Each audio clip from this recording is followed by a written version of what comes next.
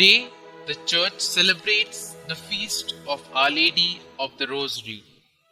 It was on the 7th of October 1571 that the great naval battle of Lepanto was fought against the invading Turks. The victory of Europe in this famous battle saved Christian civilization. It was to gratefully commemorate Mary's role in this victory that Pope St. Pius V instituted the feast of Our Lady of Victory on this date. Later popes, in keeping with the fact that the victory was basically the fruit of the Rosary, termed it Feast of Our Lady of the Rosary. The origin of the Rosary itself dates to a revelation in a vision by Our Lady herself to Saint Dominic, the founder of the Order of Preachers in the 13th century. The Rosary devotion, as such, was popularized by a Dominican preacher, Alain de la Roche, and his confreres in northern France and Flanders, whence it spread to the rest of Europe.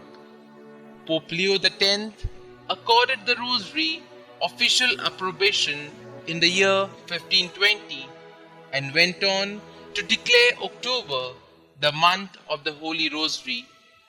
The feast was permanently placed on the liturgical calendar of the Universal Church in 1716, when Prince Eugene won another important victory over the same enemy in Hungary. And rightly so, for the 15 mysteries then and the 20 now of the Rosary are virtually a summary of the Church's liturgical year, presenting as they do Christian truth comprehensively and graphically. The term Rosary comes from the Latin rosarium, that alternately implies a rose garden, a bed of roses, a garland of flowers, and a collection of nice coats. The roots of the Christian Rosary lie in an ancient daily prayer devotion of reciting 150 times the Our Father, later simplified to the Hail Mary 150 times. The largely illiterate Christians of the Middle Ages using strings of bead to keep the count. The Rosary, as we use it today, is a simplified version of the Dominican Rosary, which consisted of 15 decades of the Hail Mary to the accompaniment of a meditation on 15 mysteries pertaining to the life, suffering, death and glorification of Jesus and Mary based on Scripture. That Mary is assumed means that she is the disciple most awake, and thus the most suitable to hear us express ourselves in prayer. With her as a listener, we develop the art of praising a triune God to a third person. The coronation signifies Mary's traditional queenly role, whereby she carries our prayer to Jesus, her Lord and King, and ours, absorbing them into her own and leaving aside whatever may be unworthy.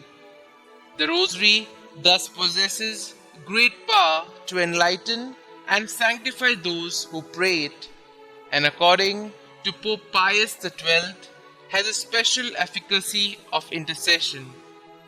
Pope John Paul II, through his apostolic letter Rosarium Virginis Mariae of 16 October 2002, has added a set of 5 new mysteries to the Rosary, that is, the luminous mysteries.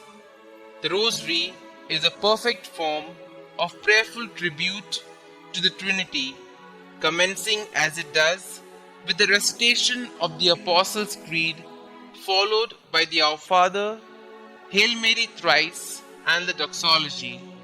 Each decade of Hail Mary is then preceded by the Our Father and concludes with the Doxology, thus highlighting the significance of the Lord's Prayer, which remains the key in the Rosary.